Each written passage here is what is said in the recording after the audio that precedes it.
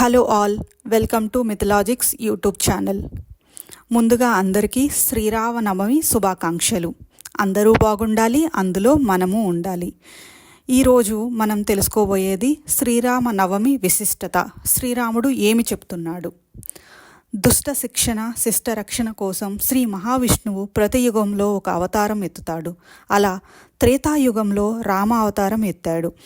చైత్రశుద్ధ నవమి నాడు లోకాలన్నిటిచే నమస్కరించబడే, పూజించబడే శ్రీరాముడు జన్మించాడు. రాముడు పేరు వినగానే గుర్తుకొచ్చేది ధర్మం. ఆయన పాటించిన నీతి, ధర్మాన్ని ఇప్పటికీ లోకాలన్నీ కీర్తిస్తాయి. పితృధర్మం, మాతృధర్మం, భ్రాతధర్మం, స్నేహధర్మం, పత్ని ధర్మం, ఋషుల ధర్మం, ఇలా అన్ని ధర్మాలు తెలిసినవాడు, ఆచరించినవాడు రాముడు. అందుకే రామో విగ్రహవాన్ ధర్మ అంటూ శత్రువులు కూడా ఆయన్ని స్తుతిస్తారు. రామనవమి మహావిష్ణువు 7వ అవతారంగా చెప్పే శ్రీరాముని జన్మదినాన్ని సూచిస్తుంది. శ్రీరాముడు త్రేతాయుగంలో చైత్రశుద్ధ నవమి గురువారం నాడు పునర్వసు నక్షత్రపు కర్కాటక లగ్నంలో అభిజిత్ ముహూర్తంలో జన్మించాడు. ఈ ప్రకారంగా ప్రతి ఏటా చైత్రమాసంలో అమావాస్య తర్వాత వచ్చే 9వ రోజును శ్రీరామనవమిగా గుర్తిస్తారు. ఇది చైత్ర నవరాత్రుల ముగింపునకు కూడా సూచిస్తుంది. 14 సంవత్సరాలు వనవాసం చేసి ఆ తర్వాత రావణ సంహారం గావించి సీతా సమేతంగా తిరిగి అయోధ్యకు చేరిన శ్రీరాముడు చైత్రశుద్ధ నవమి నాడే పట్టాభిషేకుడైనాడు. శ్రీ సీతారాముల కళ్యాణం కూడా ఈ ముహూర్తానే జరిగిందని భక్తుల విశ్వాసం. అందుకే శ్రీరామనవమి రోజున దేవాలయాల్లో ఈ ఘట్టాలన్నింటినీ నిర్వహిస్తారు. సీతారాముల కళ్యాణ మహోత్సవాన్ని వేడుకగా జరుపుతారు. సీతారాములను పల్లకిలో ఊరేగిస్తారు. రాముడు ఏం చెప్తున్నాడు? తండ్రి మాట కోసం, పినతల్లి కోరిక కోసం రాజకాంక్షను వదిలి అడవుల పాలైనవాడు రాముడు. శివధనుస్సు ఎత్తే సత్తా ఉన్నా గురువు విశ్వామిత్రుడు ఆజ్ఞాపించే వరకు అక్కడికి వెళ్ళలేదు. గురువు మాటకు లోబడి ఉండేవాడు రాముడు.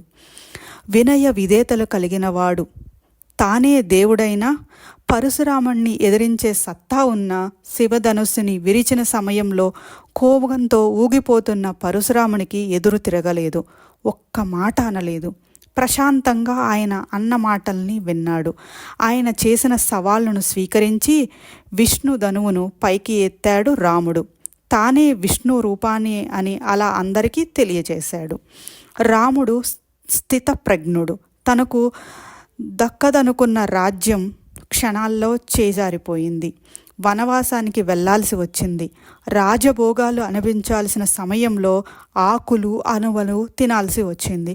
ఒకవైపు భార్యా వియోగం, మరియు మరొక వైపు రాక్షస బాధ. వయసేమంతా పెద్దది కాదు, అయినా చలించలేదు. స్థిరంగా, దృఢంగా ఉన్నాడు. స్థిత ప్రజ్ఞతతో వ్యవహరించాడు. సైన్యాన్ని పోగు చేశాడు. మిత్రులని పెంచుకున్నాడు. రాక్షస సంహారం చేసి భార్యను తిరిగి పొందాడు. చేసిన సాయాన్ని ఎన్నడూ మరవకూడదని రాముడు చెప్తున్నాడు. కృతజ్ఞత ఆయన రక్తంలోనే ఉంది. అందుకే సీత జాడ తెలుసుకున్న హనుమంతుణ్ణి బిడ్డలా చూసుకున్నాడు. చనువు ఇచ్చాడు, ప్రేమను పంచాడు. తను గెలుచుకున్న రాజ్యానికి మిత్రుడు విభూషణ్ణి పట్టం కట్టాడు. సుగ్రీవునికి మకుటం అందించాడు. రావణ రాజ్యం గెలిచినా అక్కడి నుంచి ఒక్క చిల్లి గవ్వ కూడా ముట్టుకోలేదు. రావణ రాజ్యంపై లక్ష్మణుడు ఆశపడ్డా అతన్ని వద్దని వారించాడు. జననీ జన్మభూమిచ్చ సర్గాదపి గరీయసి అంటూ సొంత రాజ్యాన్ని గుర్తు చేశాడు. ఉన్న ఊరు కన్న తల్లితో సమానమని సూచించాడు. అయితే ఈ శ్రీరామ నవమి రోజు నైవేద్యంగా మనం పానకం, వడపప్పు పెడతాము. అయితే దీనివల్ల ఎన్నో హెల్త్ బెనిఫిట్స్ ఉన్నాయి. వడపప్పు, పానకం అనేవి ఈ రెండింటిని కలిపి తీసుకుంటే జీర్ణ వ్యవస్థ పనితీరు మెరుగుపడుతుంది. గ్యాస్ట్రిక్ సమస్యలు తొలగిపోతాయి. వేసవి అంటే మనకు తెలుసు కదా, ఆరోగ్యం ఒడుదుడుకులు అయిపోతుందన్నమాట. ఈ పానకం వాటిని నివారిస్తుంది. ఇంకా యాలకుల పడి అతి దాహాన్ని తగ్గిస్తుంది. Hope you like this video. Thank you.